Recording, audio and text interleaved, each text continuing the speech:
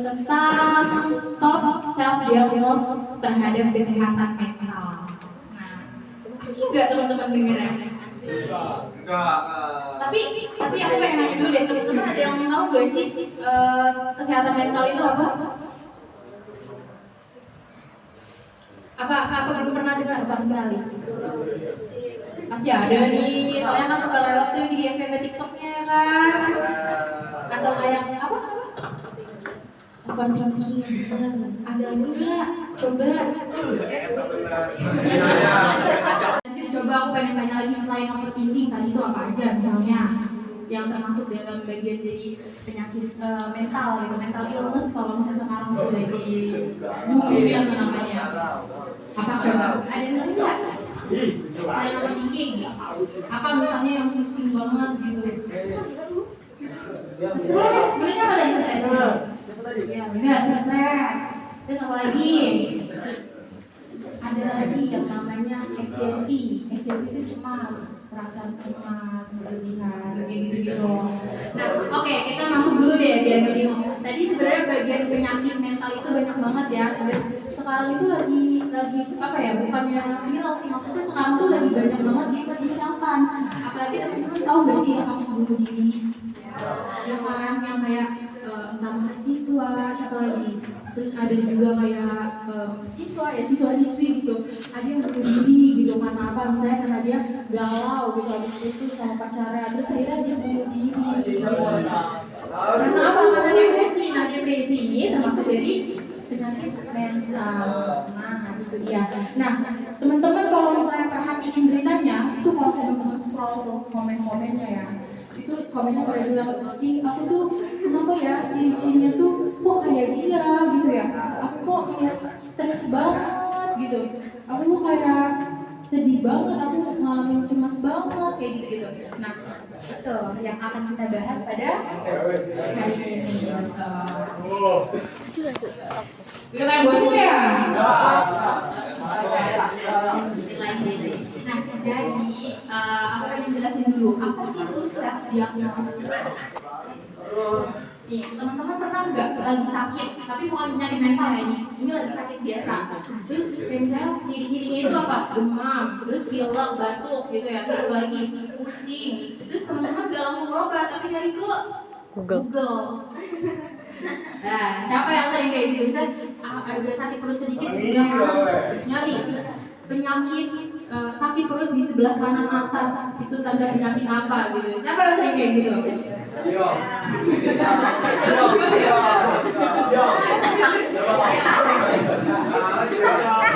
Kamu yang penyakit apa ya, Bang?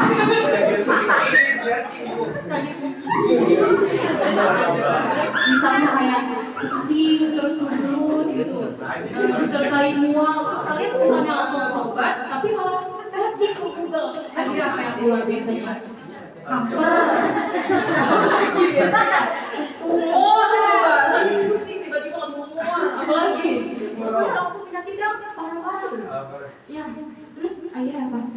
Apa benar selama ini aku punya tumor? Kayak gitu kan, biasanya kan.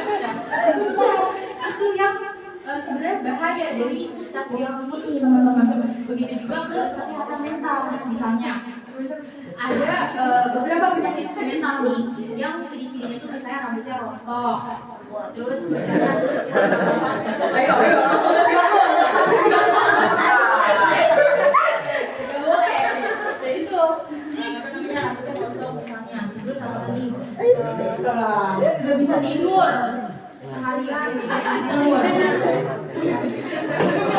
Terus misalnya kayak ciri-cirinya itu dia ini ya, apa namanya,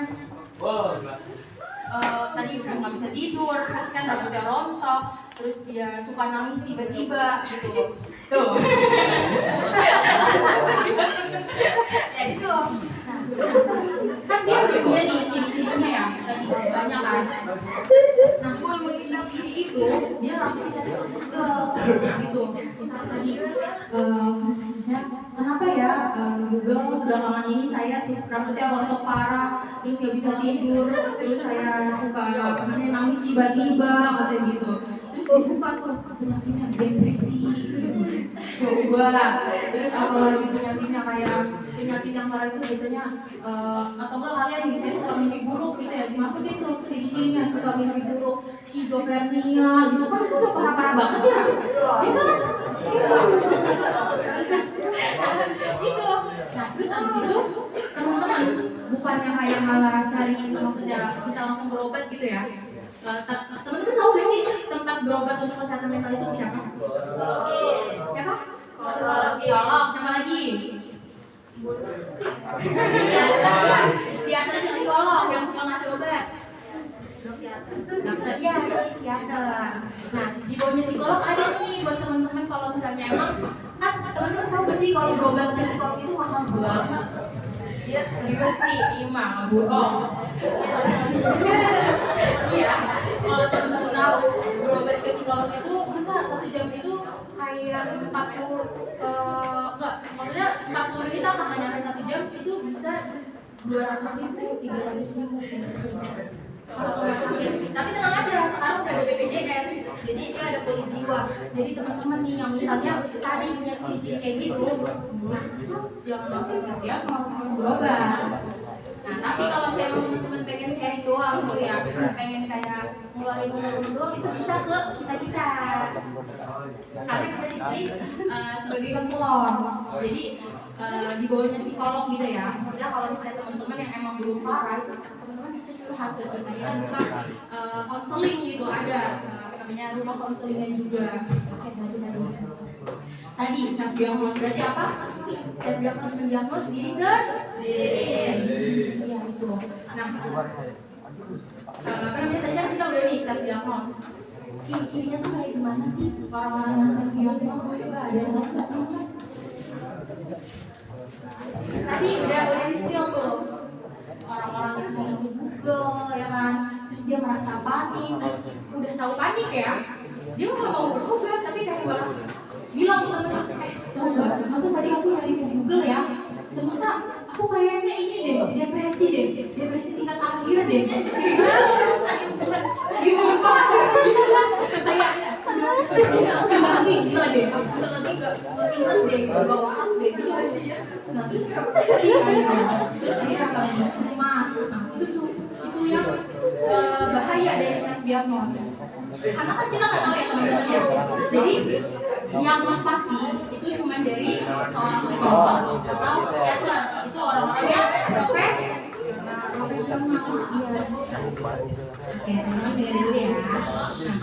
Nah, jadi apa namanya teman-teman bisa didiagnos itu cuma sama orang-orang yang profesional doang. Jadi kita nggak bisa self diagnos sendiri gitu, karena itu bahaya banget. Nah kita masuk ke bahaya self diagnos.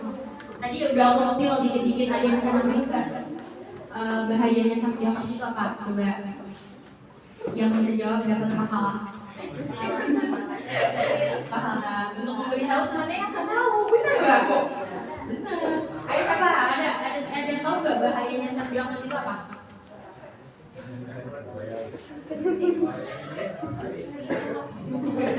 Ada yang tahu? Apa? Benar. Ya itu ya. Jadi kita harus korban. Oh korban. Terus ada lagi nggak tadi bahayanya dari self diagnosis itu bisa mengganggu pikiran, membahayakan pikiran. Ada lagi nggak? Bisa apa? Yang belakang dong, diem aja nih. Ada yang tahu nggak? Cowok nih, nggak ada suaranya. Ada yang tahu nggak bahayanya self diagnosis itu apa?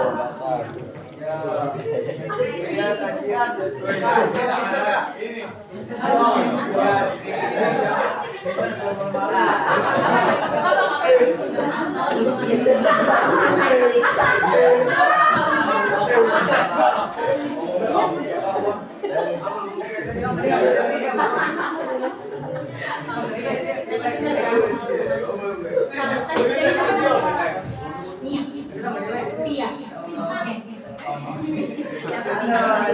Ya, jadi bahayanya self diagnosis itu salah satunya tadi bisa mengganggu pikiran.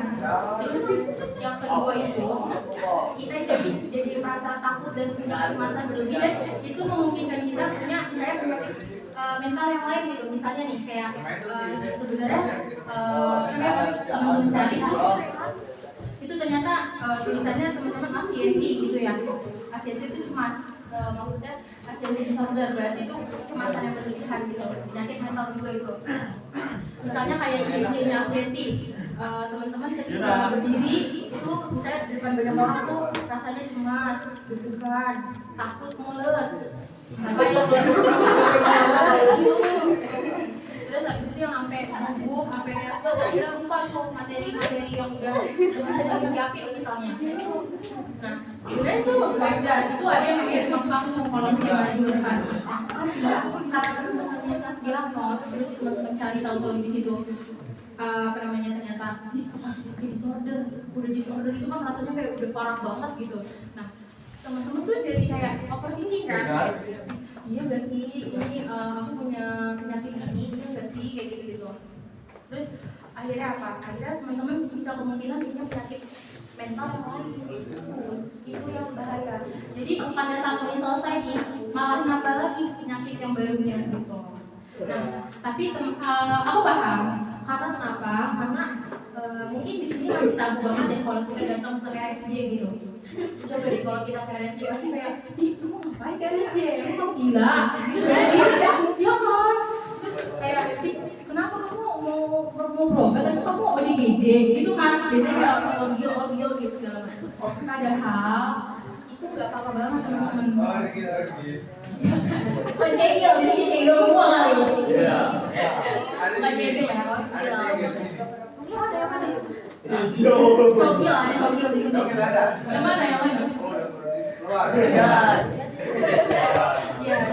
Jadi sebenarnya tuh ya, namanya kita masuk. Kenapa sih orang-orang nggak mau gitu ya berobat gitu, nggak mau datang gitu. Makanya dia kenapa milih nyari ke Google gitu. Karena stereotip ya, pikiran-pikiran tetangga gitu misalnya, atau masyarakat sekitar yang masih kayak nyepelein gitu tuh. Misalnya kayak kalau misalnya kita punya penyakit mental dikit, dibilangnya wah kamu gila, jangan dideketin tahu orang gila kayak gitu. Nah padahal itu tuh nggak boleh banget teman-teman. Kalau di kita itu kita harus aware sama yang namanya penyakit mental. Kita nggak boleh nganggap itu sepele karena banyak orang yang nggak mau didengarkan. Kayak saya nih, kita lagi sedih banget ya, galau banget gitu kan. Kalau misalnya curhat ke orang tua, belum tentu ya orang tuanya mau dengerin ya. Ya gak sih, emang kalian cowok-cowok suka curhat gak ke orang tua? Enggak kan, jangan malu. Terus apalagi kalau masalah cinta ya. Masa iya gitu kan, kadang-kadang ada orang tua apa sih cinta-cinta gitu kan. Wah gitu. Nah nanti ini. Terus misalnya kayak teman-teman mau curhat ke psikolog tadi, saya ada yang biayanya mahal gitu ya kalau di sini atau masih susah. Nah kalau misalnya kita menganggap sepele nih ya, kita mau kayak misalnya aku lagi sedih tahu, aku putus gitu sama pacar aku gitu, terus curhat nih ke temennya tapi temennya nggak mau dengerin, terus dia merasa kayak ih kok nggak ada yang mau dengerin saya gitu, nggak ada yang mau perhatian gitu sama akhirnya depresi. Kadang ciri-ciri depresi itu dia nggak ciri apa ya, nggak timbul gitu, dia nggak tahu kalau itu tuh ciri-ciri depresi, tahu-tahunya apa karena dia ngerasa nggak didengerin, nggak ada yang apalagi nggak ada yang mau peduli sama dia gitu, dia jadi juga dibodoh amatin. Nah karena rasa-rasa kesepian itu akhirnya dia memilih untuk nah itu dia. Jadi kita nih sebagai temannya nih, kalau misalnya teman-teman misalnya ya punya teman yang kayak kamu lagi rasanya tuh pikiran aku lagi nggak karuan gitu, dengerin aja mereka cerita ya, kayak oh ya nggak apa-apa gitu, maksudnya terus gimana gitu, tanyain aja. Walaupun kita saya mungkin nggak bisa ngasih saran ya, tapi kita bisa jadi pendengar ya. Kita nggak perlu ngasih saran. Kadang ada nggak sih teman-teman di sini yang sebenarnya tuh nggak butuh saran, cuma butuh didengarin doang. Iya. Makanya kadang nyari rumah kan. Iya. Atau bukannya kan? Udah sama saya juga. Nah, jadi teman bisa jadi rumah kita pola. Misalnya kita lagi ada benda-bendanya gitu, ini pelajaran hari ini pusing banget ya, matematika ya nggak ngerti gitu, terus kasih tahu ke temen, jangan apa-apa di Johnson. Kalau di sendiri lama-lama itu dia apa?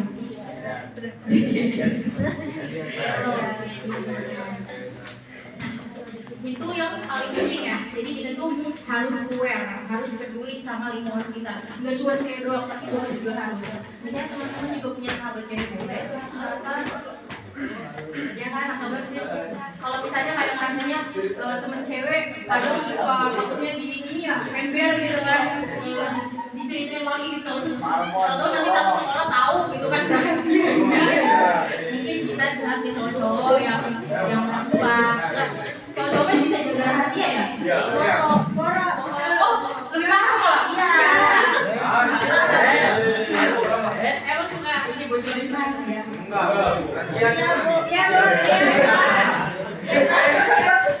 Lebih parah ya? Iya. Jawabannya lebih parah ya? Iya. Jadi kalau misalnya nih teman-teman kayak merasa tadi teman misalnya kayak tadi nanti diemberin gitu, nanti dicepuin gitu kalau bahasa sekarang. Bisa cerita ke yang apa namanya kayak kita nih, tapi belum profesional ya, masih kayak calon. Amin, makasih udah didoain. Nah, teman-teman tuh bisa curhat. Nah, kalau misalnya kita di Serang itu ada namanya rumah konseling aku rumahmu. Di situ kalian bisa curhat gratis tis. Ya, jadi teman-teman bisa curhat secara online, bisa juga curhat langsung. Kalau saya mau datang ke Serang, sambil jalan. Ya, bisa. Nah, oke kita lanjut. Nah, sebenarnya jadi kita lanjut ke topik yang pertama tadi ya. Jadi sebenarnya kita boleh nggak sih self diagnose? Teman-teman boleh apa enggak? Boleh ya. Sebenarnya ya, ini aku urusin sebenarnya kita mah nggak ada salahnya buat peduli. Kan kadang kita nyari peduli itu karena kita peduli ya, kita khawatir kan sama diri sendiri gitu. Misalnya kita tuh pengen tahu deh maksudnya ini tuh aku kenapa sih gitu kan. Sebenarnya nggak apa-apa banget kalau teman-teman mau cari dulu gitu ke Google. Cuman yang perlu digarisbawahi dari hasil apa namanya misalnya kayak teman-teman searching gitu ke Google itu jangan langsung kayak dia fix aku ini, jangan, tapi langsung langsung datang ke ahli atau profesional. Nah itu nanti teman-teman bisa tuh di list misalnya ya tadi kayak teman-teman punya gangguan tidur, misalnya kayak udah 5 hari nggak tidur gitu, nggak bisa tidur. Ya aku itu. Kok tahu? Belajar ya. Misalnya kayak boleh cepat nih.